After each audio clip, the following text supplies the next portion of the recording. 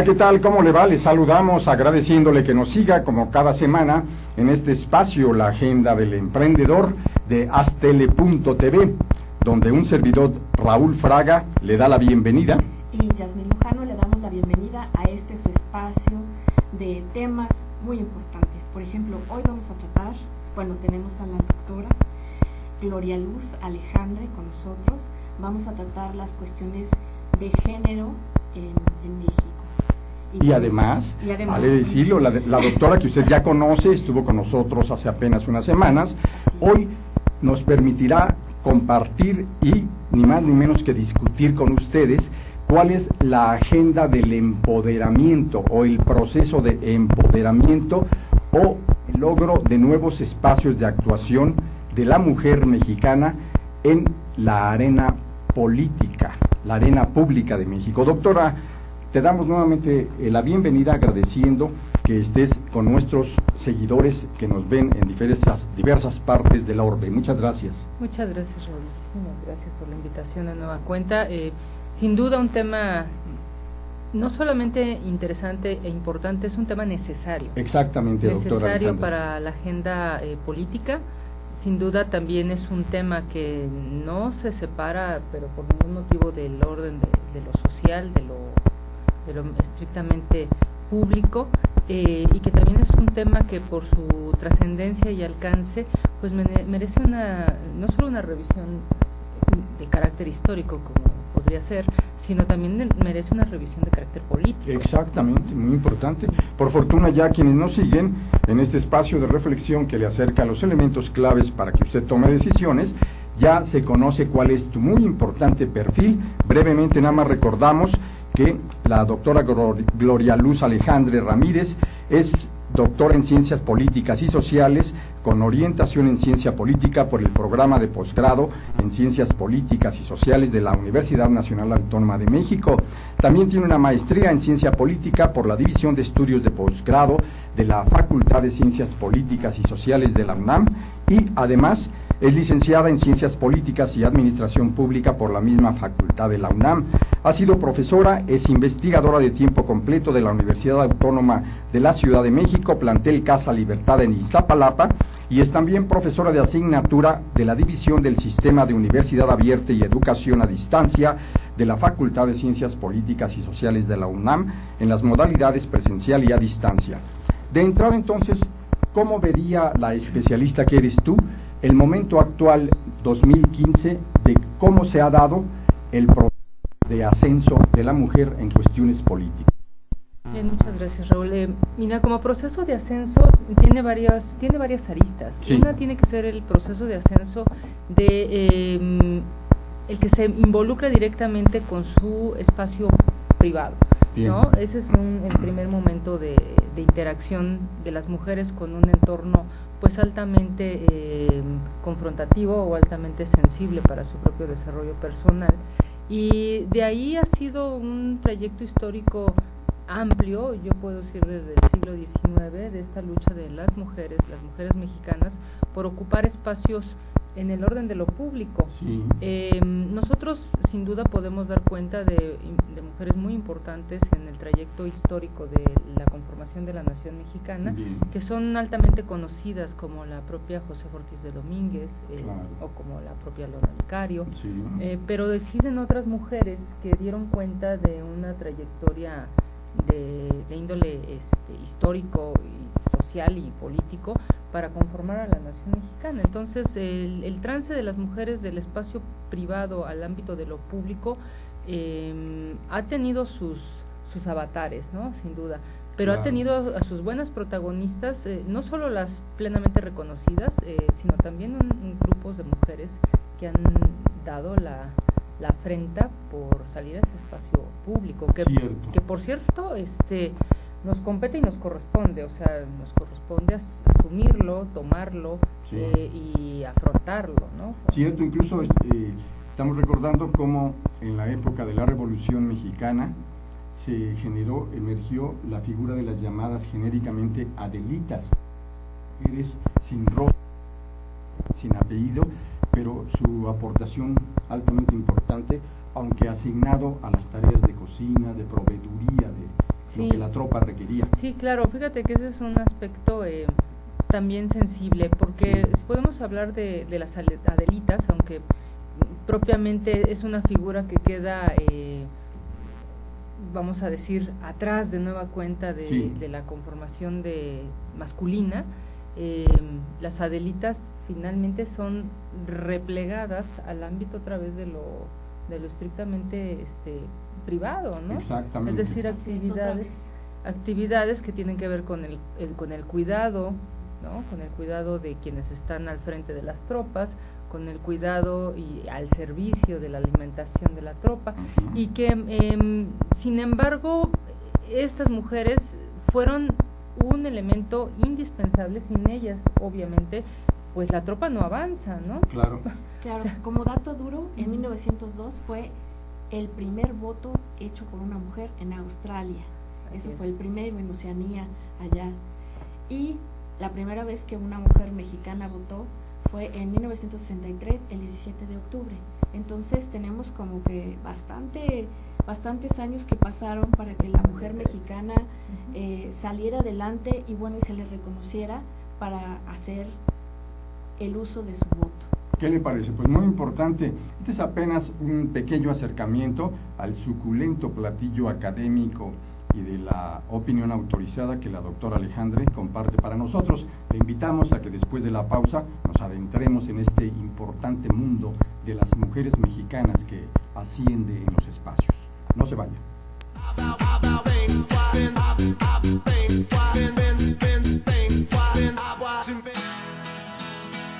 Crea tu propio negocio. Haz realidad tu proyecto. Comparte ideas para ganar dinero. Impulsa y entrena tu talento. Procura emprendimientos rentables y con futuro. Empieza hoy. Dayman, la receta del éxito. Dayman, por más de 7 décadas y con presencia en más de 9 países, se ha consolidado exitosamente como una empresa que desarrolla, fabrica y distribuye colorantes, saborizantes y productos alimenticios por excelencia. Nuestros productos abastecen a una amplia industria dedicada al manejo de alimentos micro, pequeña y de media a grande escala, ya que estos cumplen con altos estándares de calidad a nivel nacional e internacional y están elaborados para satisfacer las necesidades del mercado y gustos de nuestros consumidores. Nuestro principal objetivo es brindar un producto de calidad que nos permita mantener la lealtad de nuestros clientes y consumidores, excediendo sus expectativas de servicio. En Dayman desarrollamos la creatividad e impulsamos al máximo nuevos negocios. Dayman, proveedores de color y sabor por excelencia. Con Trujillo Betanzos y Asociados, tus proyectos están en buenas manos. Trujillo Betanzos y Asociados te ofrece servicios de fe pública en materia mercantil, asesoría legal, contable, fiscal y de negocios, litigio civil y mercantil, valuación y asesoría financiera y área académica, porque nuestros clientes son nuestros mejores amigos.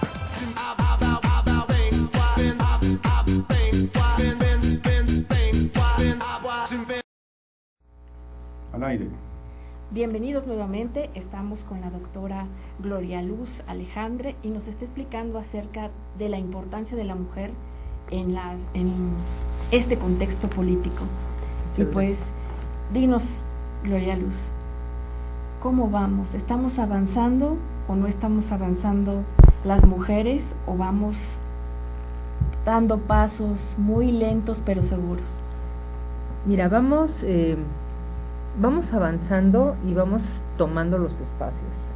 Eso es como una afirmación que hay que tenerla muy clara, muy presente. Las mujeres han avanzado y vienen avanzando y continúan avanzando en esta búsqueda de los espacios de carácter político, porque si bien ya estamos dentro del espacio puramente público, es decir, desde inicios del siglo pasado, me refiero al siglo XX, pues ya la presencia de las mujeres en los espacios públicos, me refiero mujeres trabajadoras, ya se encuentran registradas en los censos.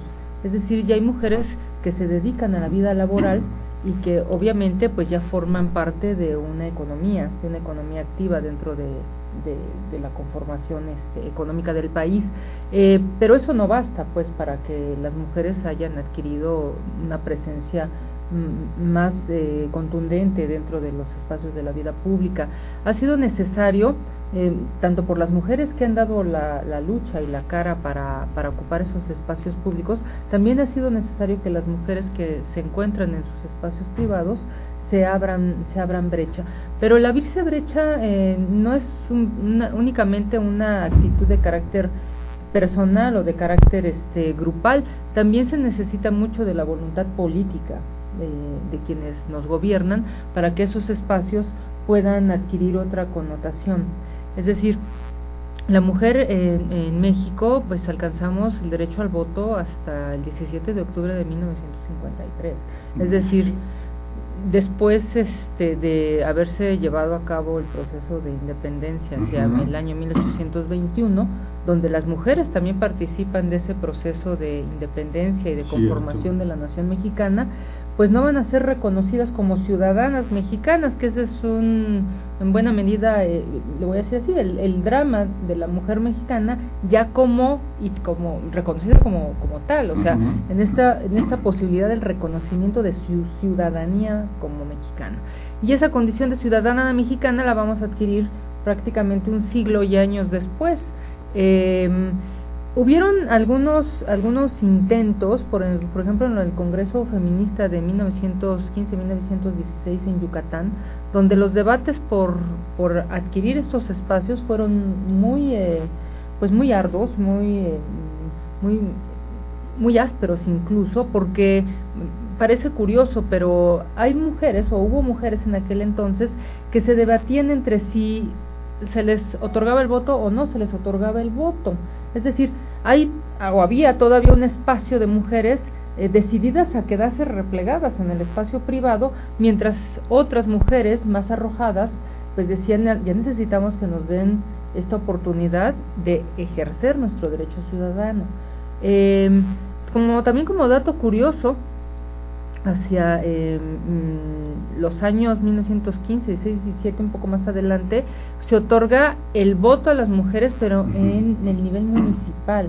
Es decir, las mujeres ya podían votar a nivel municipal, y curiosamente esa reforma también se hace clara y contundente durante el gobierno del presidente alemán, donde no se les otorga el sufragio a nivel federal, pero se les otorga el sufragio a nivel municipal.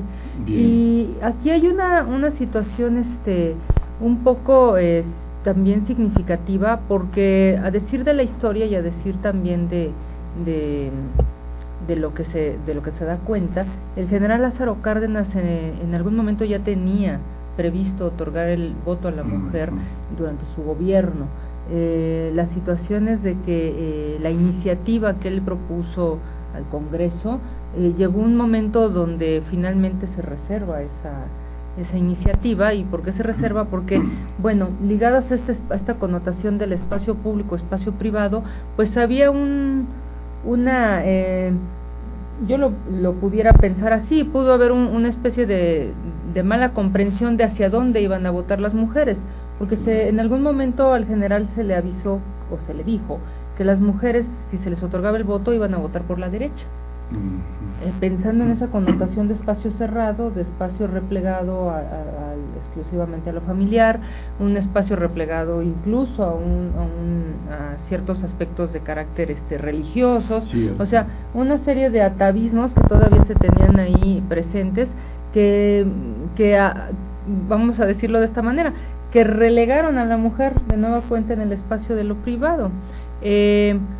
Esta lucha por el voto sin duda ha sido incansable, pero va a ser posteriormente hasta los años de 1952, donde ya el presidente Adolfo Ruiz Cortines ya se da esta posibilidad de que el voto se presente al Senado, y en 1953 ya se otorga el voto definitivo a las mujeres el 17 de octubre de aquel año.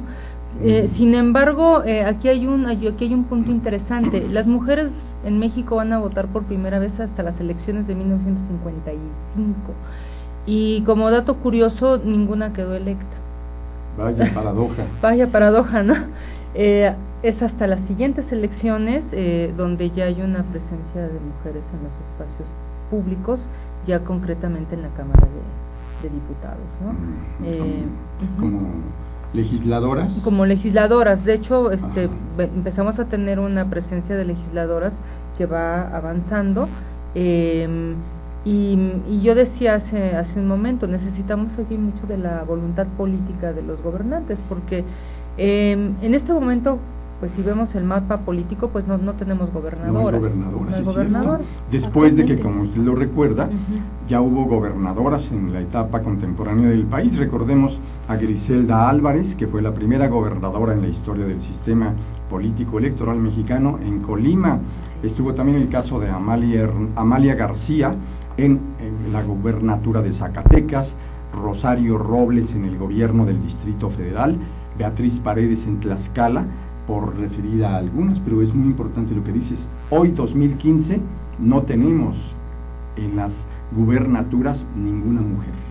Lo que los partidos dicen, o los hombres que integran estos partidos dicen, que no hay mujeres que cubran estos puestos. ¿Qué hay de cierto o qué hay de no cierto? Bueno, fíjate, es interesante tu pregunta, porque en este momento, si nosotros nos plantamos en el año 2015, pues hace algunos meses el propio presidente de la República colocó una iniciativa para que las mujeres y los hombres en esta condición de equidad de género 50-50 pudieran disputar, ¿no?, los espacios de elección popular en una paridad.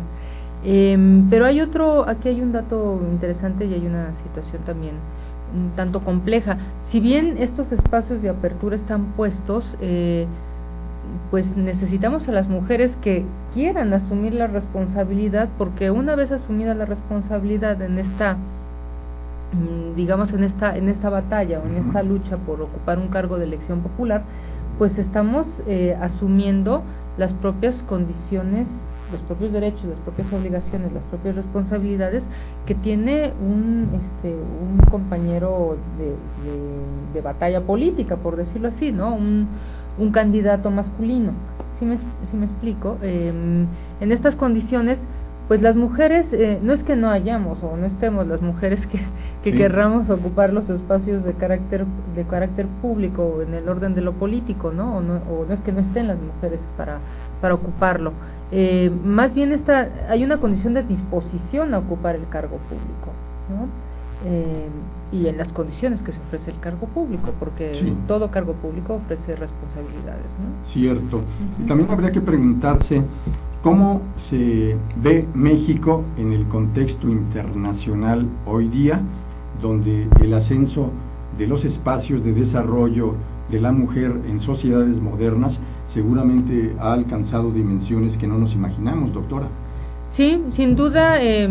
Yo voy a decir, pues no estamos en paridad con algunas sociedades muy avanzadas, como la propia, por ejemplo, la sociedad finlandesa o la propia sociedad noruega, que nos llevan años, ¿no? Años, yo diría años luz, con relación a lo que nosotros hemos avanzado. Tenemos presente que a inicios también del siglo pasado los finlandeses ya ocupaban espacios, las mujeres fineses ya ocupaban espacios en su parlamento, y tienen una trayectoria política que ha logrado que aspectos de equidad de género tengan una avanzada mucho más consolidada, ¿no? Nosotros, pues si bien se ha logrado esta connotación asociada a la ocupación de los espacios públicos por parte de las mujeres, pues sin duda ha sido también en buena medida hay todavía resabios o resquicios de mujeres que aún se encuentran en una condición muy precaria, ¿no? O sea, si nosotros empezamos a hacer un balance entre mujeres y condiciones de pobreza, bueno, pues las mujeres en condiciones de pobreza va a elevarse en cifras de manera extraordinaria, ¿no? O si elevamos las condiciones entre mujeres, pobreza, campesinas, bueno, también ahí tenemos un resabio muy importante, ¿no? O bien si nosotros pensáramos en las mujeres que aún no acceden a educación, ya no digamos a la primaria o secundaria, ¿no? O sea, más bien, ya no digamos a nivel superior o medio superior, más bien a la educación básica, pues también hay un rezago importante en ese sentido. Entonces, sin duda hay mucho que hacer aún, ¿no?, con relación a la equidad de género y a ofrecer mejores condiciones. El otro tema o el otro punto estaría estrechamente vinculado a las mujeres que trabajan o que están en un espacio laboral y bajo qué condiciones aún se enfrentan con relación a los hombres. Es decir, todavía hay mujeres que reciben un salario menor con relación a hombres que hacen el mismo trabajo, ¿no? O incluso todavía nos podemos enfrentar, aunque ya es una condición normativa, pues a mujeres que se les solicita se practiquen la prueba de embarazo para poder ingresar a trabajar, ¿no? Evidentemente ahí haciendo todavía manifiesto condiciones de discriminación muy explícitas, ¿no? Entonces sí, todavía hay mucho que trabajar para lograr condiciones de equidad en esta materia. Doctora, también te queremos preguntar sobre un asunto crítico que en este fin de semana, concretamente ayer, en el contexto del Día Internacional de la Mujer, se refería como, infortunadamente, de las muertes con violencia registradas en México en el año 2014, el 10% corresponde a mujeres, que lo que ni más ni menos que lamentablemente acredita que se sigue dando un ataque violento, virulento, mortal en muchos de los casos en contra de la mujer en este fenómeno gravísimo que es el de los feminicidios, doctora.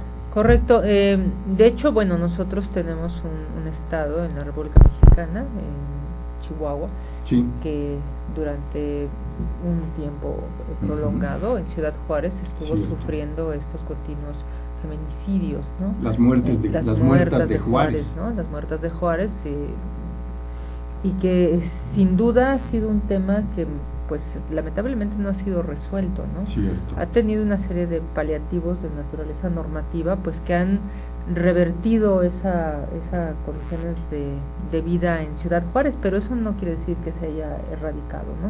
O sea, los niveles de violencia hacia las mujeres en otros espacios del territorio nacional también son presentes, ¿no?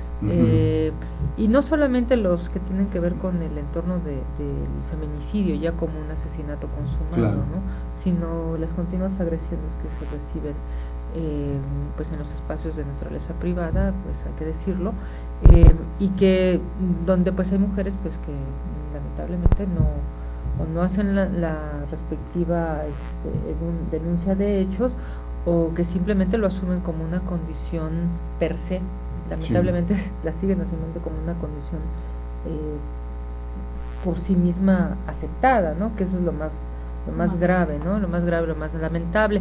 A propósito de lo que mencionabas con relación al Día Internacional de Mujer, el 8 de marzo, pues definitivamente recordarlo nos trae a la memoria más bien esta situación donde mujeres de una industria textil, donde se hacían camisas en Nueva York, pues mueren quemadas. Poco más de 146 mujeres mueren quemadas en esa en una situación donde ellas pues de algún modo reclamaban mejores condiciones laborales, están encerradas en el edificio y pues el edificio empieza a incendiarse, ¿no? Es decir, algunas mueren derivado de la misma condición del mismo fuego y otras del humo, y otras se avientan literalmente buscando escapar de esa situación.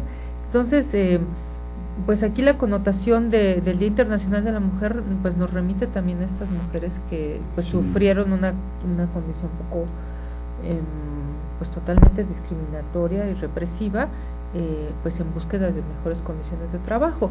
Y también hay que recordar, como es en buena medida a principios de inicios del siglo XX pasado, pues hay que tener presente que ya en otros espacios, me refiero a nivel internacional, pues ya hay una movilización de mujeres, sobre todo en la antigua Unión de Repúblicas Soviéticas Socialistas, ya había espacios buscando en el Partido Comunista, donde las mujeres tenían ya una dinámica de expresión mucho más concreta, ¿no?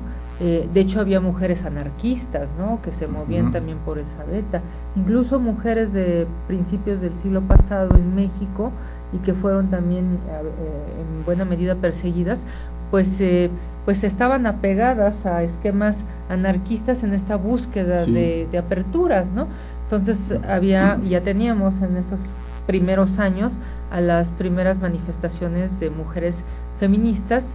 Sí, evidentemente el feminismo ya propiamente declarado en México, pues lo vemos más presente y más claro hacia los años 70 del siglo pasado también, ¿no? Sí, es muy interesante lo que comentas, perdón la interrupción, sí, no, me llega una referencia histórica de aquellos años, cuando una activista vinculada con el trotskismo en México, Eunice Campuzano, se enrola junto con su pareja, que era Manuel Aguilar Mora, en la guerra civil que se libraba en Guatemala, y que infortunadamente Eunice Campuzano fue, después se sabría, fue retenida por los militares guatemaltecos y, a pesar de que tenía 7 meses de embarazo, fue masacrada vilmente. Y esto generó una situación que en un trabajo de investigación periodística sobre los partidos me tocó hacer, y llevó a que el Estado mexicano en aquella época se definiera por mantenerlo totalmente fuera de visibilidad, por no incurrir en el riesgo de crear un escenario de conflicto regional. Eunice Campuzano, una de las muchas víctimas cuyo nombre, cuyo rostro está prácticamente desaparecido en México. Y también recordemos algo muy importante, cómo será en la década de los 70 también, cuando empiecen a despuntar mujeres en México alcanzando posiciones muy importantes, no nada más en las gubernaturas, como ya referíamos, sino también al paso de los lustros, ganando ni más ni menos que su derecho a acceder a la posición máxima de las riendas nacionales de los partidos políticos. Recordamos ahora, entre otros, a María de los Ángeles Moreno, que fue presidenta nacional del Comité Ejecutivo Nacional del PRI. Recordamos también a Amalia García, que hizo lo propio al frente del Partido de la Revolución Democrática, y algunas otras figuras relucientes o de gran poder, como lo fue en su momento y en un periodo muy importante, la maestra Elvester Gordillo, al frente del Sindicato Nacional de Trabajadores de la Educación, doctora. Claro, y bueno, sin duda también podemos recordar a la licenciada Ivonne Ortega, que está a cargo de la Secretaría General de la Revolución Institucional, ¿no? Y que gobernó Yucatán. Y que gobernó Yucatán, es también un referente importante, ¿no? También la María de los Ángeles Sauri Riancho, también. Sauri Riancho, sí. También. Sí, o sea, ha habido un grupo de mujeres que ha destacado en estos espacios políticos con mayor, yo lo puedo poner así, que quizá con mayor decisión, ¿no? Para asumir estos cargos públicos.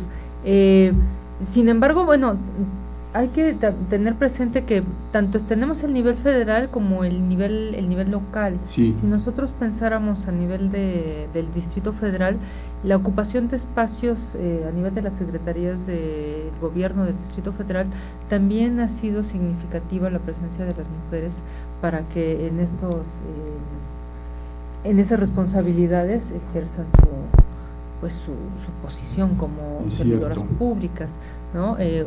Tú ya mencionabas a la propia Rosario Robles, que en su momento fue jefa de gobierno del Distrito Federal, y bueno, también tenemos otras personalidades que han ocupado los cargos en esta materia. Y a nivel de representación proporcional, en la Asamblea Legislativa también hay una conformación interesante de mujeres, y a nivel de la Cámara de Diputados también empiezan a haber conformaciones más heterogéneas, hombres, mujeres, y así como en el Senado. No podemos decir que ya hay una equidad plena, no lo podemos decir.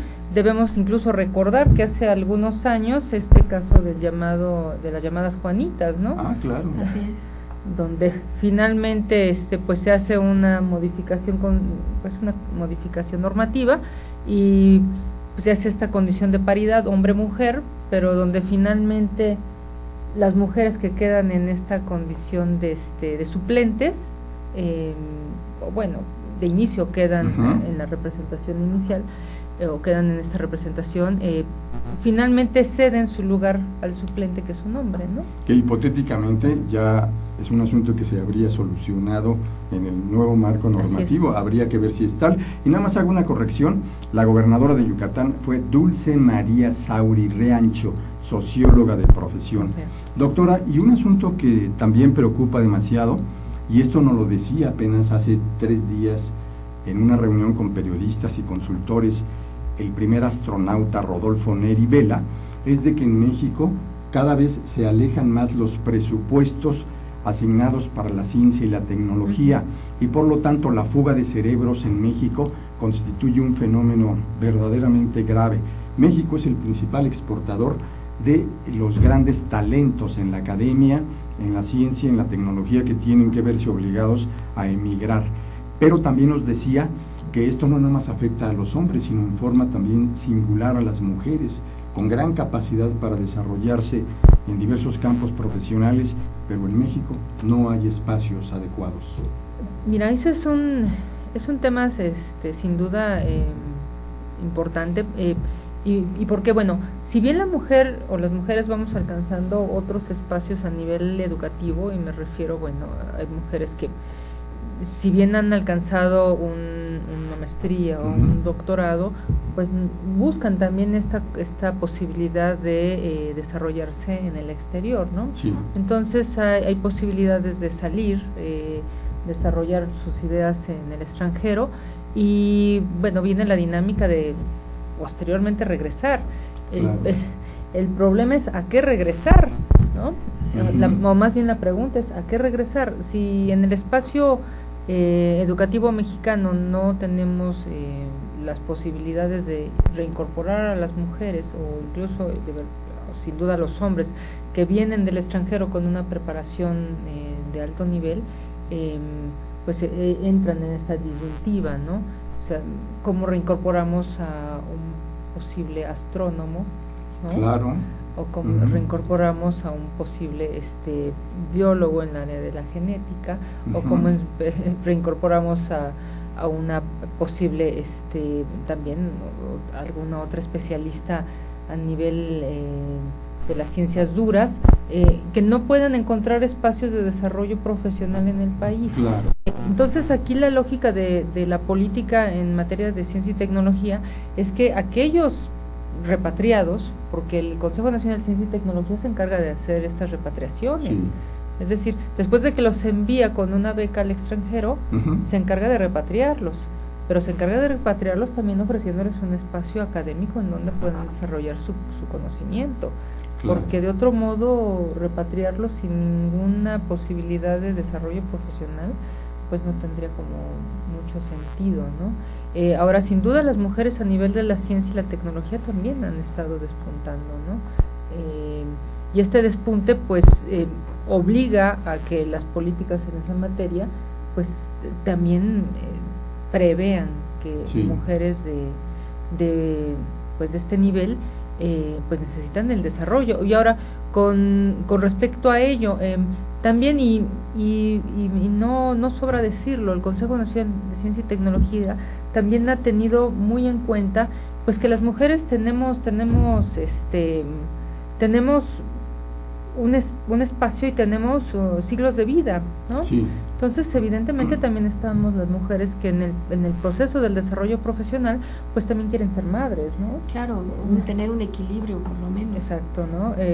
Y bueno, eso también necesita una condición de compensación, me refiero tanto profesional como emocional, ¿no? Es decir, pues si también queremos formar una familia o queremos tener hijos, pues no podemos relegar el espacio profesional, pero sí necesitamos una contención quizá de otra naturaleza que permita que la mujer en pleno sentido de sus facultades y el uso de las mismas, pues pueda ser madre y pueda ser profesionista, ¿no? Es cierto, y aquí estamos recordando a la doctora Elena Gianetti, que usted la ha escuchado, ha estado con nosotros en este programa, y que es una figura muy, muy admirable, igual que tú, doctora. Recordemos cómo la doctora Elena Gianetti, ella misma lo dice, ahora a sus 94 años de edad, se siente completamente comprometida con seguir en sus actividades en el aula con los estudiantes de la UNAM, concretamente de la Facultad de Ciencias Políticas y Sociales, y en su agenda como expositora especializada en seguridad nacional, que acude a eventos tanto dentro como fuera del país, y que es verdaderamente admirable la señora. Y bueno, yo tengo una pregunta. Sí, adelante. Las mujeres, y sobre todo las mujeres indígenas, ahora con los usos y costumbres, ¿cómo quedan? ¿Pueden ser electas o debido a sus usos y costumbres son relegadas? Que antes decían, lo peor que te puede pasar es ser mujer indígena y pobre. Entonces, ¿todavía seguimos igual en ese campo? No, bueno, de hecho ya tenemos en la Cámara de Diputados una representante de estas situaciones, ¿no? Yo creo que lejos de seguir en una posición relegada, las mujeres en estas condiciones indígenas y pobres, como lo estás mencionando, pues además de que se requiere, ¿no?, que se les ponga mayor atención, o que les pongamos mayor atención desde el ámbito de lo político, están ocupando también posiciones, ¿no? Tenemos a la diputada Eufrosina, ¿no? Ahí la tenemos ocupando un cargo del orden federal, como diputada federal. Sin embargo, no es sencillo, sin duda es todo un proceso incluso constructivo como individuo, como sujeto. O sea, la mujer que llega a este espacio político o este espacio público necesita de una construcción como sujeto de lo político, como sujeto inserto en el espacio de lo político, para tener estas condiciones y estas posibilidades, ¿no? Sin duda, ya ocupando un cargo público como lo ocupa ahora Eufrosina, sin duda está y se han definido ciertas políticas que favorezcan a las mujeres indígenas, o que favorezcan a las mujeres indígenas y en esta condición de pobreza, ¿no? Ahora, a nivel de usos y costumbres, sin duda también ahí se libra una batalla, ¿no? Hasta dónde las mujeres que están en una connotación de usos y costumbres realmente ocupan espacios dentro de su propia comunidad, ¿no? Muchas de ellas sí lo hacen, y lo hacen en buena medida, ¿no? No se puede dejar de lado, o no se puede negar que mujeres de comunidades indígenas sin duda son las que sobrellevan la carga del trabajo y sobrellevan la carga de los hijos, ¿no? Entonces, aquí de nueva cuenta nos regresamos a la definición de políticas, y sin duda de políticas públicas, que favorezcan estas situaciones, ¿no? Es decir, que las saquen esas situaciones y las pongan en condiciones de mayor expectativa de crecimiento, tanto en lo laboral, me refiero de insertarse en espacios laborales, insertarse en espacios políticos, o bien mejorar sus condiciones de vida, ¿no?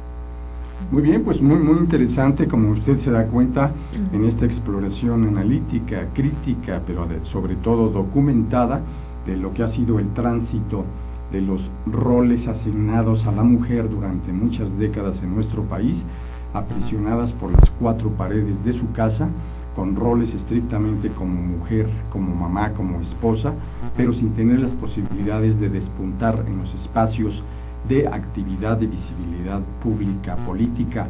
Le vamos a invitar a que después de la pausa podamos seguir en esta muy interesante conversación con la doctora Alejandra. No se vaya. Regresamos.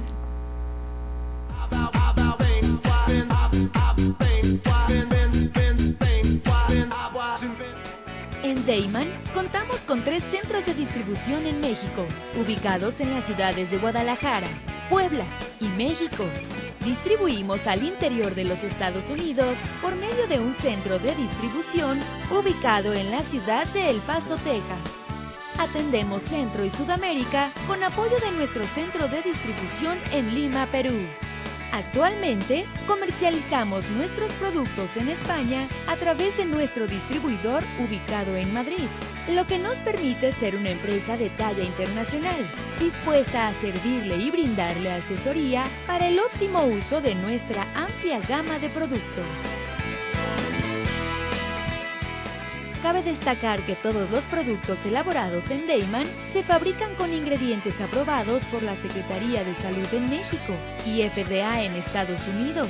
Contamos con capacidades operativas, certificados kosher, programas de buenas prácticas de manufactura, controles de saneamiento, sistema de atención a quejas y reclamaciones, seguridad industrial, auditorías internas y un programa de trazabilidad y recuperación de producto.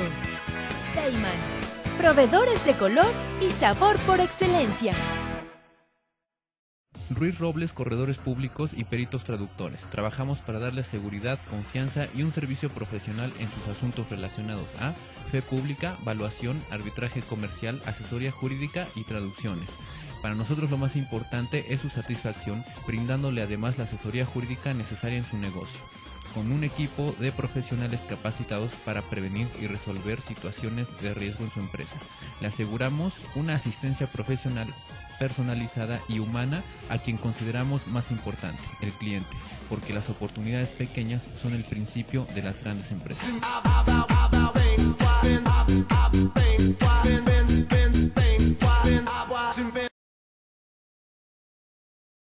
Bienvenidos nuevamente, estamos con la doctora Gloria Luz Alejandre y pues en este tema tan interesante que es el empoderamiento de la mujer. Y bueno, dinos doctora, hoy se comentó, fue publicado en toda la red, en los periódicos, de que el presidente le dijo al Instituto de la Mujer que necesitábamos apoyarla más. ¿Tú qué piensas acerca de esto? Mira, este tema del empoderamiento a veces a algunas personas les causa un poco de resquemor, ¿no? Tal pareciera como si esta connotación de empoderamiento es otorgándonos el poder por el poder mismo, ¿no? O sea, o asumir el poder por el poder mismo. Y esta connotación de empoderamiento va muy de la mano con las posibilidades y capacidades de orden tanto personal como de naturaleza económico, donde las mujeres pueden desplegarse literalmente en un espacio sí. Donde su propio connotación de poder les permita ir adquiriendo pues nuevos retos, ¿no? Una mujer empoderada, dirían algunos, bueno, es que una mujer empoderada pues puede ser un peligro, ¿no? Puede ser un riesgo por la connotación que pudiera asumirse desde una connotación de género malentendida, ¿no?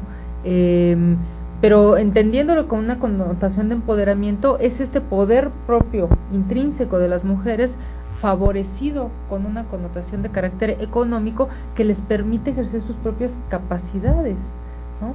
Es decir, una mujer que trabaja, que tiene su propio ingreso, que tiene su propia independencia, que tiene su autonomía, eso no quiere decir que la aleje de su familia o que la aleje de su pareja o que la aleje de sus responsabilidades privadas o particulares, no, la favorece y le favorece y le facilita, ¿no?, su incorporación en espacios, ¿no? Una mujer empoderada tiene ciertas capacidades, me refiero a las capacidades asociadas a la toma de decisiones, ¿no? Entonces, mujeres empoderadas que ocupan espacios públicos, pues van a ser mujeres, además de asertivas, pues con una amplia expectativa de crecimiento personal y laboral, ¿no? Y esto que estás mencionando, sí, el día de hoy el presidente Peña Nieto perfiló este programa, de hecho apoyándose en el Instituto Nacional de las Mujeres para favorecer programas de empoderamiento a las propias mujeres, ¿no? Y adelanto de las mismas, que es otro de los elementos que le está manejando, que se están denunciando, el adelanto de las mujeres, es decir, hacia dónde las mujeres se pueden encauzar para insertarlas en los espacios de toma de decisión. Y sin duda los espacios de decisión, vamos a ponerlo en dos niveles. Hay los espacios de decisión de naturaleza expresamente política, que son los que están en la Cámara de Diputados, en la Cámara de Senadores en las asambleas, en la Asamblea Legislativa y en las representaciones locales. Sin duda las gobernaturas también son otro de los espacios. Sí. Curiosamente, a nivel de las presidencias municipales es donde mayor debilidad de presencia de mujeres se tiene, ¿no? Si bien la mujer va avanzando en este rubro de naturaleza política, en las presidencias municipales es donde mayor debilidad se tiene. Ahora está el otro elemento, los espacios de carácter público estrechamente ligados a la administración pública, ¿no? Es decir, aquellas mujeres que ocupan las secretarías de Estado, que ocupan los cargos de menor rango, ¿no? Subsecretarías, direcciones de áreas, subdirecciones, etc., pero que ya están en un espacio de toma de decisión administrativa, sin duda, pero finalmente una toma de decisión que favorece todo el concierto de la administración pública, que eso también es importante tenerlo presente, ¿no? Bueno, yo pensaría que en buena medida esta posibilidad de empoderar a las mujeres, no con el ánimo de que se pudiera pensar es que ahora les van a dar más poder a las mujeres, más bien sería en ese tenor de favorecerlas en la construcción de sus capacidades y que estas capacidades redunden en una ubicación de espacios de toma de decisión más contundente, ¿no? Por parte de las mujeres. Muy bien, doctora, en tu tarea docente como profesora en diversas universidades a lo largo de varios años, seguramente ubicas muy bien cuáles son las carreras o disciplinas profesionales que más están llamando la atención de las nuevas generaciones de chicas.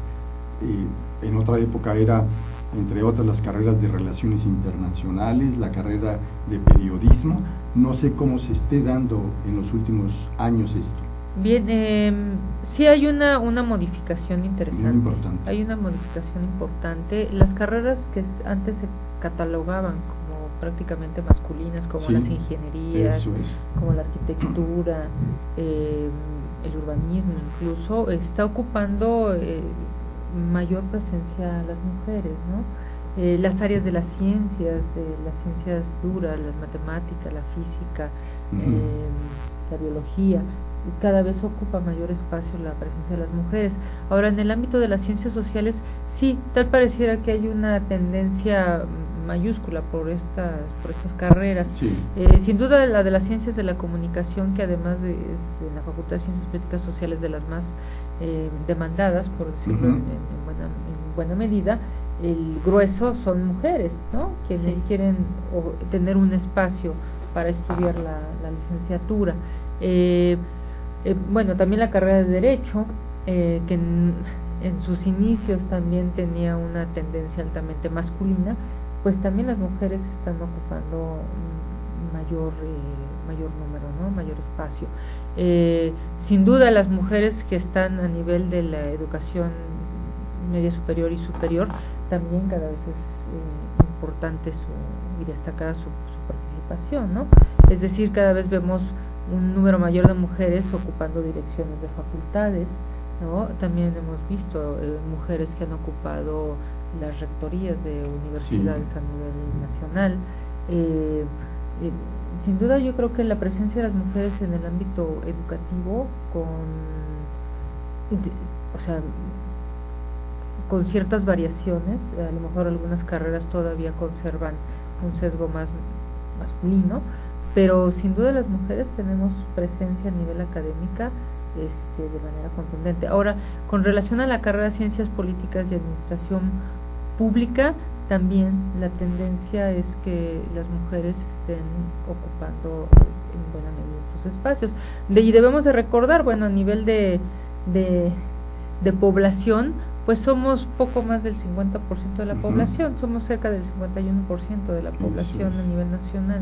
Entonces eso también da cuenta de que pues nuestra tasa de crecimiento poblacional es mayor con relación a los hombres, y es una tendencia que viene desde el siglo XIX, es decir, siempre hemos tenido una propensión a ser un número mayor de mujeres que de hombres a nivel nacional. Ya dirigiéndonos a la votación de este año, de 2015, ¿Tú cómo ves? ¿Vamos a abstenernos o vamos a ser las que vamos a votar más? ¿Tú cómo ves en este estudio, en estas estadísticas? Mira, habría que un poco que pensar no solo en la tendencia del voto de las mujeres, porque sin duda en cada elección hay una variante singular, y para estas elecciones, además de que tenemos la variante de las candidaturas independientes, que eso va a ser interesante conocerlo, pues también tenemos la variante de quién o quiénes o qué personajes se están posicionando para ocupar espacios de elección popular, ¿no? Yo creo que las mujeres no nos podemos abstener, o sea, sin duda es importante ejercer nuestro voto, o sea, después de tantos años de haber carecido de él, no hacer uso del mismo, pues es un poco, quiero decir así, un poco absurdo, ¿no? Es necesario ejercer el voto, pero tiene que ser un voto estrictamente pensado, ¿no? Es decir, las mujeres que ahora tenemos este derecho al voto, que lo obtuvimos en 1953 y que hemos pasado por toda una serie de vicisitudes para ocupar los cargos de elección popular, pues no podemos restringirnos, ¿no? Sin duda tiene que ser un voto muy, muy reflexivo. Es cierto, incluso en este año la agenda político-electoral marca que para las gubernaturas que se disputan, que son en 9 estados, hay 7 mujeres registradas como candidatas a los gobiernos de diferentes partidos. En el caso de Guerrero está la candidata del PRD y también está la candidata del partido Nueva Alianza. Y una pregunta que surge es ¿hasta dónde en las plataformas político-electorales de compromisos, promesas en la búsqueda del voto, los candidatos, sobre todo a las gubernaturas, pero también a la Cámara de Diputados, deben insertar en forma muy importante reivindicaciones en asuntos de género y equidad, doctora? Porque pareciera que es uno de los capítulos tradicionalmente olvidados en México. Sí, ese es un punto. Por eso el anuncio que hace el día de hoy el presidente de la República, sin duda se convierte en determinante, ¿no? Sí. Y está colocando ahí al Instituto Nacional de las Mujeres para que se encargue también de ello. Pero en materia ya legislativa, sí va a ser necesario revisiones pertinentes que favorezcan sin duda la cuota de género, que sin duda ya tenemos el 50-50, pues necesitamos o se necesitan hacerles algunos ajustes, ¿no? Para que esto no decaiga o bien no nos veamos otra vez con el problema de las llamadas Juanitas, ¿no? Yo creo que se va a trabajar de manera muy contundente en esos tópicos. Habría que decir que las mujeres que van a las gobernaturas de los estados, estaba también recordando en el caso de Michoacán, también va una mujer a la gobernatura por supuesto, del estado. Luisa María Calderón, la Cocoa, también, por el PAN. También va por el PAN a la gobernatura, que no es una gobernatura sencilla. Exacto. Tampoco la de Guerrero. Donde Beatriz Mojica es la candidata del PRD, Olaida Sansores, candidata a la gubernatura de Campeche, también, en este caso por Morena. Así es. Sí, entonces, pues en digamos, en esta presencia. Ivonne Ortega como candidata del PRI al gobierno de Nuevo León. También. Sí. Entonces ya tenemos ahí son 7 en total. Un panorama mucho más amplio, ¿no? De presencia de las mujeres y que probablemente tengamos éxito como gobernadoras, ¿no? Cierto. Eso sería un buen punto. Muy bien. Doctora, yo no quiero dejar de preguntarte qué desafíos o dificultades has tenido que sortear para poder alcanzar un nivel de reconocimiento y prestigio académico como la especialista que se dedica justamente a trabajar entre varias líneas de investigación los cambios políticos, el que se mueven los pesos y contrapesos y el ascenso de la mujer, sobre todo en los espacios políticos. Bien, pues yo te puedo hablar dentro de los espacios donde me he movido, ¿no? Sin duda está está esta condicionante, yo así la veo, ¿no? De repente, el primero, eres mujer, y además de que eres mujer, perdón, voy a decir, a lo mejor que eres mujer inteligente, sí. Y además de que eres inteligente, pues estás preparada, y además de que estás preparada, te gusta lo que haces, y además de lo que te gusta lo que haces, obtienes lo que te gusta, ¿no? Esto de obtienes lo que te gusta, voy en el sentido de, a mí me gusta mucho el espacio académico, es uno de los espacios que disfruto sin duda, y que ha sido un espacio que me ha dado muchas satisfacciones.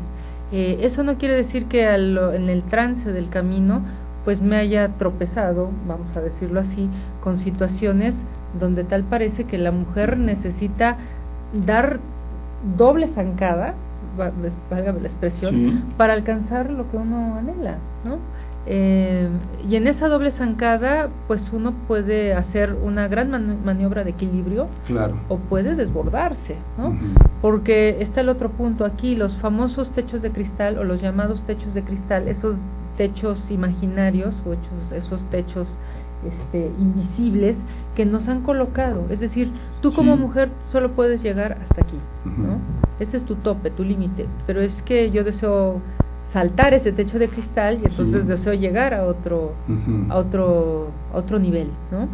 Pero no te voy a dar esa posibilidad, porque siempre hay esa condicionante, sin duda de carácter masculino o a veces machista, válgame la expresión, que busca detener el ascenso de las mujeres, ¿no? Sí.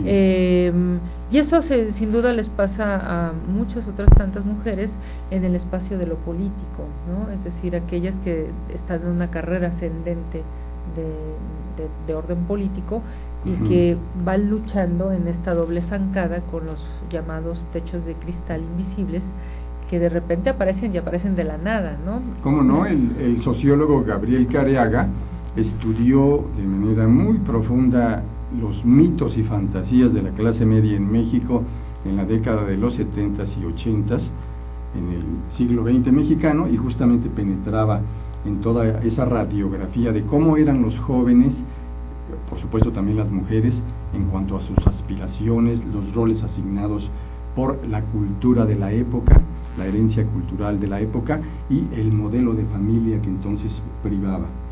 Por cierto, estamos recibiendo una comunicación que nos dice que también Claudia Pavlovich es la candidata del PRI al gobierno de Sonora, cosa que es cierto. Otro dato importante. Es cierto.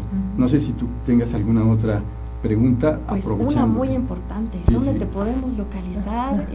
Tu correo. Sí, muchas gracias. Mi correo electrónico es glalejandre@hotmail.com y mi correo institucional es gloria.luz.alejandre@uacm.edu.mx. Con mucho gusto estoy a sus órdenes en Perfecto. los correos electrónicos y pues luchando, ¿no? Con esta continua reivindicación por los espacios de las mujeres. Excelente, y por supuesto con las nuevas tecnologías de la información y la comunicación, usted puede fácilmente accesar a cualquier buscador y con el nombre de la doctora Gloria Luz Alejandre encontrará sus muy interesantes trabajos que ha publicado en diferentes medios y también por supuesto como autora de diversos libros. Doctora Alejandre, te agradecemos mucho estar nuevamente con nosotros. No, al contrario. Muchas gracias. Muchas gracias. A usted le agradecemos inmensamente seguirnos en este espacio de reflexión documentada, la agenda del emprendedor. Gracias también a nuestro muy profesional equipo de producción. Nos veremos la próxima emisión. Hasta pronto. Hasta pronto y espero que continúe con nosotros todos los lunes de 5 a 6 en la agenda del emprendedor. Hasta luego, muchas gracias.